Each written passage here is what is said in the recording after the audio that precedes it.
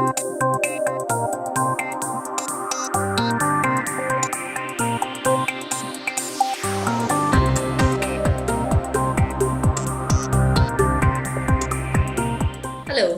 I'm absolutely delighted to be taking part in the making of this video. At the RCM, we believe that research and the evidence it produces is absolutely critical. It plays a vital role in ensuring that midwives are in a position to give the very highest quality care to women and their babies. At the college, I think that we have three main roles in relation to research and its evidence. The first is that we try and make sure that research is available to midwives, and we do that in a variety of ways. We've got Evidence-Based Midwifery, the magazine about research, and which includes research, which is available to all of our members. We also have a variety of publications and research-based guidelines which we provide for members. And we do some ad hoc pieces of work. For example, at the moment, we're just awaiting the publication of a piece of work which is demonstrating the evidence that backs up the provision of midwifery-led care. We also sit on many research forums and research groups, and we try and influence how research is done and how it's supported. The second thing we do, though, is take a more active role actually in research. We collaborate with researchers and support them in the delivery of their projects. We also provide bursaries that enable midwives to undertake research, and we try and support midwives in attending, say, research conferences and things like that. The third area that we get involved in is at a strategic level, and currently we're very involved with the Academy of Nursing and Midwifery Research, which aims to influence the research that is supported at a national level. And what we always want to do is make sure the midwifery voice is heard in the debate about where the funding's going to go. So I think the RCM plays a really important part in ensuring that research and its evidence is available to midwives. And of course, as in everything else, one of our primary aims is to ensure that women of this country and their babies get the highest quality of care.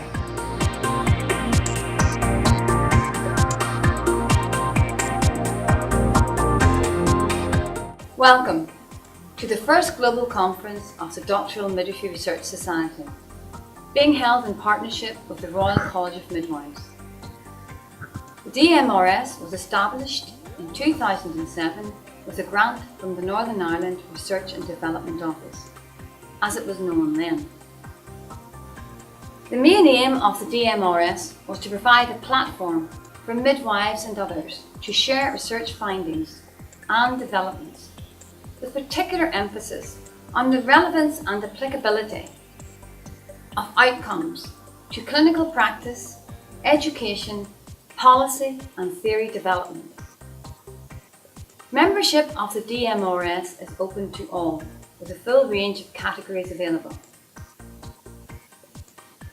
A major new development took place in July 2010 when the RCM Council approved a formal partnership between the DMRS and the RCM with a specific aim to promote midwifery research locally, nationally and internationally, and to make midwifery research count. The video footage you're about to see was filmed during the comfort breaks of the first global DMRS RCM conference, when we took our first steps to gently explore the meaning of midwifery research to our membership. We are extremely grateful to all who consented to participate. Please enjoy and please join our new DMRS RCM partnership.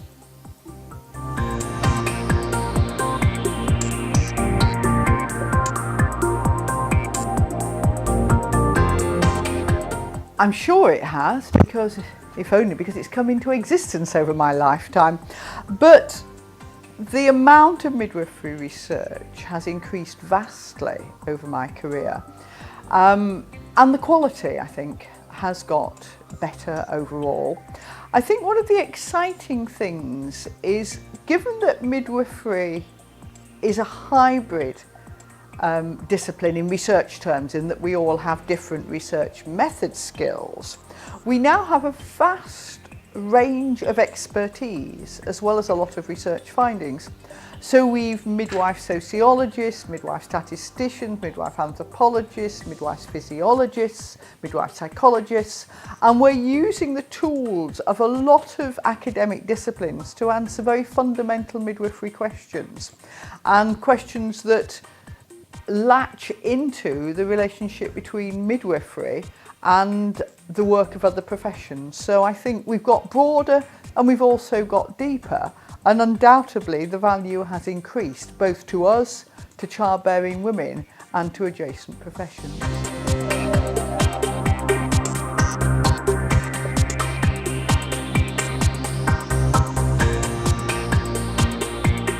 "25 years ago there were very few midwifery researchers, and then things changed, and we had the example of Jenny Sleep, who questioned our practice, our midwifery and obstetric practice with regard to perineal care, and she questioned why perineal care was being done the way it was, and she had the courage to look and see how things could be done better, to work out what was being done. And I think she's the example really that all midwifery researchers should look to and try to emulate, because what she now has done is to put into practice much more effective midwifery care, and that's what midwifery researchers are looking to do, is to produce midwifery practice which is based in sound, robust evidence, which is relevant. And I think Jenny Sleep's example is something that we all need to follow.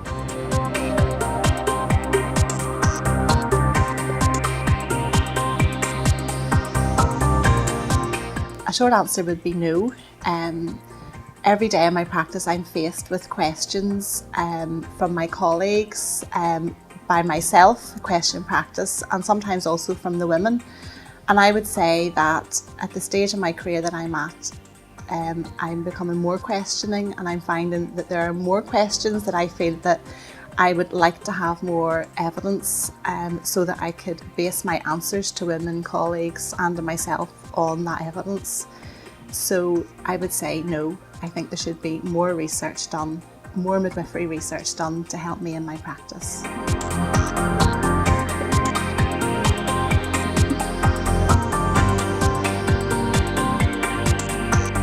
I think what I consider to be most important is actually midwives conducting the research and being leaders in research.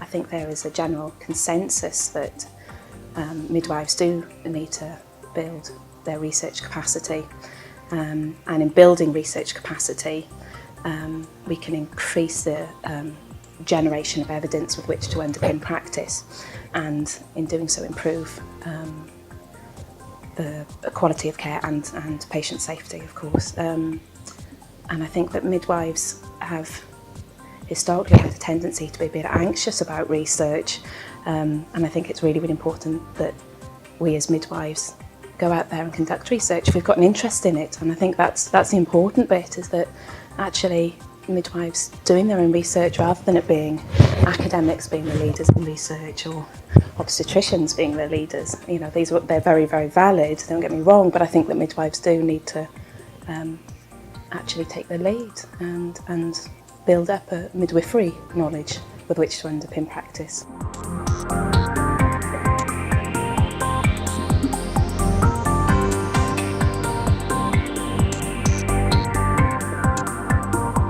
I think as a manager, midwifery research is so important to keep midwives interested, working at evidence-based practice, being part of evidence-based practice, and being involved in how we actually can change practice. So as a manager, I will be encouraging midwives to attend conferences, to continue their continual professional development by undertaking research roles, by taking masters, by undertaking their doctorates, and being supportive and encouraging, seeking out opportunities for them to look for funding, to look for opportunities, and to try and develop what we would call the tall poppies, to steer them into research and encourage them for their specialist interest topics, and making sure that we have paths for those midwives when they come out the other end.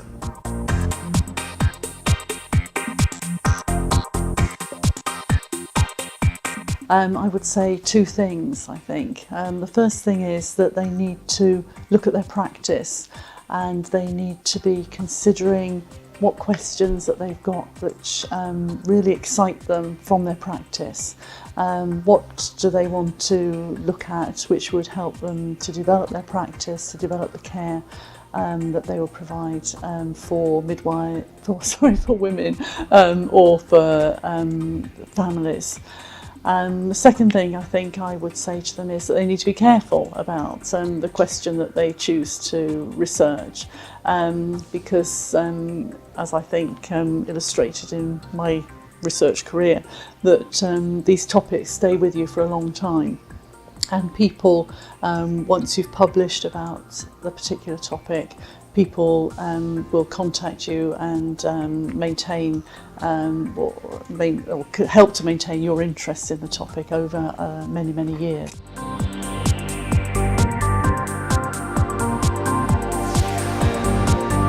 Well, I've been involved in one of the research studies that was presented in the conference today, which related to remifentanil, the remifentanil use in labour, and it was really interesting in practice whenever I was involved in the documentation of it, and it sort of just brought it to light, how important it was in the research process, being able to document accurate records and being able to see the relevance of it whenever it's applied and then presented to the conference here, and how it actually related to practice for the midwives here and how they were able to interpret that.